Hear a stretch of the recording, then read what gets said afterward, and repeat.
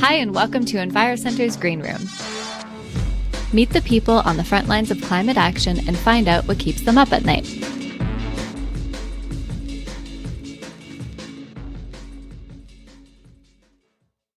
I'm Mandy, and this week we're joined by Michael Shank, Communications Director for Carbon Neutral Cities Alliance. Welcome, Michael.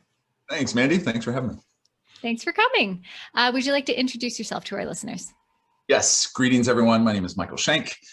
I am speaking from Vermont, where I live on a farm. I work for the Carbon Neutral Cities Alliance because I'm excited by city action. It's aggressive, it's ambitious, it's close to the community, and is more impactful, I think, than some government or international action. So I'll talk more about that later in terms of inspiring behavior change. But why I like working with cities is that it's close to the community, they can act fast, and they can transition their grids faster than some national governments or international institutions. So that's why I work with cities. Check us out, carbonneutralcities.org is my organization. Great, thank you. We asked all of our guests to bring one environmental fact to share. What have you brought with you today?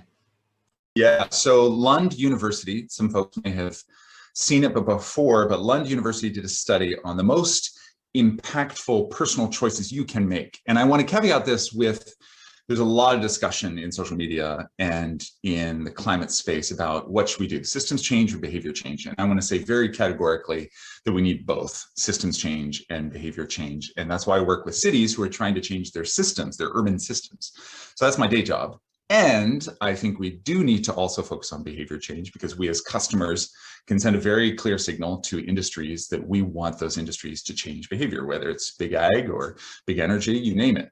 And so Lund University did a study on the most impactful personal decisions you can make to reduce your GHG footprint, your greenhouse gas emission footprint. And you can Google it. You could Google Lund University personal choices to reduce your impact on climate change, and you'll see the visuals. And what fact resonates with me based on their study is that by having one less child, so instead of having 3 children, you have 2 children. Instead of having 4 children, you have 3 children. Instead of having 2 children, you have 1 child.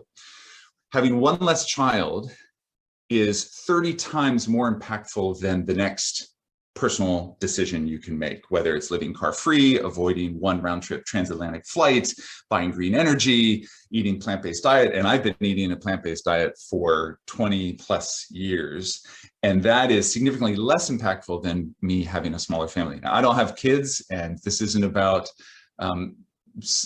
me weighing in on any listeners' right to have children, but it is interesting in terms of a fact. It is interesting for Lund University to do this study to quantify impact and to see that having one less child is 30 times more impactful than the next personal decision you can make to lower your carbon footprint. Wow, that is really interesting. Thank you for bringing that forward. I will definitely Google it as per your suggestion. So what climate problem keeps you up at night? Yeah, so this really is behavior change focused for me. So when I think of the fact that in 1950, we had 2+ billion people on this planet, and that we're well on our way to 8 billion. And by 2050, we'll be close to 10 billion. And by 2100, we'll be close to 11 billion people on this planet. I think about resource scarcity and the resource wars that we're already seeing, and whether it's water scarcity, water insecurity, or food scarcity, food insecurity. I think about this all the time. Like, how are we going to feed everyone? How are we going to house everyone? How are we going to have resources for everyone? Let's say everyone wants to pursue, and I'm putting in quotes, the American dream. How are we going to have resources for everyone who wants to do that? Because everyone understandably would want to have a nice home, have safe shelter, have food on the table every day for their family. And so that keeps me up at night. How are we going to change our systems and behaviors in time to account for the 10 billion people that will live on this planet in just 30 years? So that's what keeps me up. So to that very large issue, what is the solution? Yeah, right. What do we do with that? Well, you know, Chatham House had a good study about livestock's impact. So let's think about other ways we can change our behaviors so that 10 billion people can live sustainably on this planet, because we're headed in that direction. So we have to change our behaviors to account for the growing population, the demand on resources. So Chatham House did a study. If you just Google Chatham House livestock GHG footprint, they calculated quantifiably that 1 unit of protein from beef versus 1 unit of protein from plant-based protein is 150 times the GHG footprint that plant-based unit of protein is. And so when we think about sustainable consumption, using food as just one example, how do we switch to plant-based diets so that we're using crops efficiently and we're feeding the world efficiently? And so that's the transition that's going to have to happen. And what I struggle with is to see people in the climate movement unwilling to change their consumption now to lead, to model, to socially norm that behavior within their circles. I'm pretty amazed at how, and I'm not even asking the public this, I just want the climate community, the environmentally aware community, to eat less beef, to eat less animal protein, because we know it's using more land, it's using more water, and it's using more grain that could more efficiently be used to raise crops to feed the world. So when I think about, all right, well, how do we change our resource consumption so that 10 billion people can live here in 30 years? One big ask that we haven't seen enough movement on, though there's more discussion about, which is great, is what we're eating and how we all more aggressively switch to plant-based diets so that we can use land more efficiently as a result. So what do you think is in the way to us getting to that point? Yeah, status quo bias is big because people think, oh, I'll never be, I love animal X. Oh, I love myself some good, I'm just quoting what I hear, love myself some good pork, or I love myself some good ham or burger, etc. I get that people love that taste and they may not feel like they can get that taste in a Beyond Burger and an Impossible Burger, though increasingly the options there are tastier and tastier by the year, which is great. So, anyone in that space knows that we need to incentivize the switch through equally tasty options that are also healthier for you, because we know beef has health impacts, clear health impacts.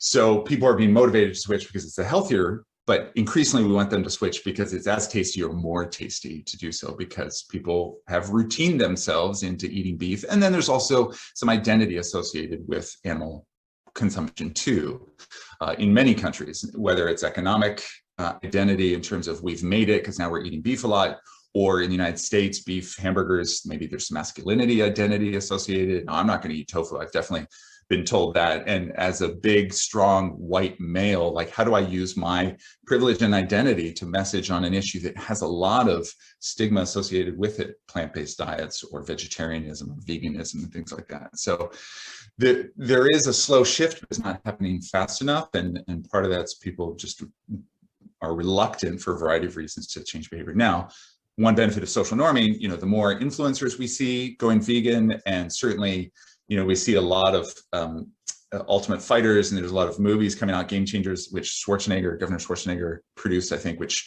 shows like you can be a strong dude, and I'm putting that in quotes because, again, a lot of the masculinity associated with switching to a plant-based diet, like you can be the very strong fighter in the ring and still be a vegan. And in the United States, particularly, that's important because I think there's still stigma associated around eating tofu, and somehow you'll be weaker as a result. And of course, that's not true. So social norming will be helpful. Influencers will be helpful. More health data will be helpful because people will switch. I've had family members, even though I've pestered them constantly, like, go plant-based, didn't switch because I was pushing them. So I thought maybe I could, in the influence circle of family, convince them to switch, but no. But it was in fact their doctor who said, you have longer life longevity if you get off this red meat, because this red meat is eventually going to kill you. So health motivation, certainly economic motivation, because plants, especially if we subsidize them instead of animal product, which in the United States we do heavily subsidize, it's going to be cheaper in the long run. So yeah, I think it's doable, but it's going to require leadership within the climate community. We need more environmentalists to step up and change their behavior as a way of influencing their circles. Because I'm still, again, so this is pointedly at the environmental community to do better with behavior change versus necessarily the public. Obviously, I want the public to come on board too, but we really need the environmental community to walk the talk on the food front and also on the smaller family front, to my previous point about the Lund study. So you've touched on a lot of things that people can do to help. But I'm still going to ask you pointedly, how can people help? Yeah, so in terms of the smaller family front and helping message that, because there's a lot of stigma around that, and there's a lot of awful history tied to eugenics that nobody wants to repeat the messaging that came out of the eugenics movement. So how do we talk about an issue that has a lot of conflict around it, a lot of really bad history associated with it, but how do we talk about smaller families in a way that talks about the economic incentives? Because when you have a smaller family, you have more resources for each one in that family, and you give a fair start to each child born in a smaller family.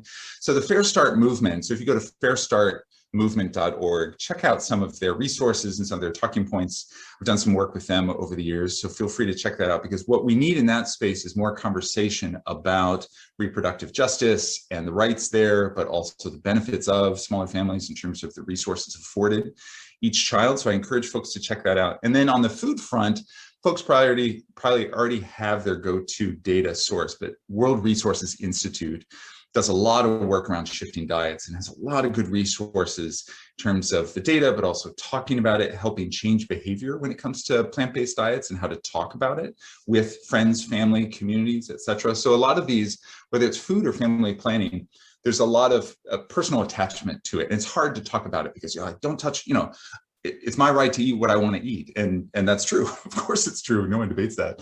So how to talk about these really personal issues about family planning or food consumption takes some care, takes some thoughtfulness. We need to be very respectful about approaching these topics that are very personal for people. And both fairstartmovement.org and WRI, their Shifting Diets, offer some good resources in both of those spaces to have meaningful conversations with people about it, so we're talking about it more. And I encourage people just to, on the food front, try a meal a day that is plant-based. When I went plant-based, I felt lighter, healthier, just clearer in terms of my ability to operate in the day. So I found a lot of quality of life benefits from the switch, let alone the environmental benefits or the animal welfare benefits. But I encourage people just to try these out either narratively or in your own behavior change practices. It's a great reminder to look into how to talk about those things, because you're right, they are very personal. And so knowing how to approach that conversation with someone, I think, is a good starting point so that the conversation actually goes well. Right. Okay, so with all of that in mind, all of your excellent points made, issues brought to light, what is the good future? Good future. Yeah. Well, our cities are talking a lot about regenerative, and thankfully the term regenerative and even reparations are terms that are being used more and more. I just wrote a piece recently on climate reparations with Congresswoman Clark for Newsweek, and our cities are talking constantly about regenerative ag and regenerative economies, circular economies. The more we talk about this, the more we build it out, the more the public understands it, the more policymakers use it, I think the better off we'll be. And we have to make sure those terms aren't diluted or watered down so that regenerative is truly regenerative, because obviously there'll be some greenwashing here. But the good future is on the farming front, regenerative, predominantly plant-based. Yeah, there might be some small examples of animal farming, but to a large extent, that industrial factory farming is not sustainable long term. So we do need a switch. And there are really healthy ways in which to work with animals in making the land productive, no question, because manure is a great example of that. So, and I have a rescue farm here with animals, and makes for good soil. So there are purposes, but the industrial scale factory farming is not sustainable. We'll have to switch off that. But yeah, the good future is all things regenerative, all things circular. And I think we can get there, but it's going to take some aggressive steps in the coming years. That's it for this week's Green Room. Thanks so much for joining us as we get to the heart of climate action.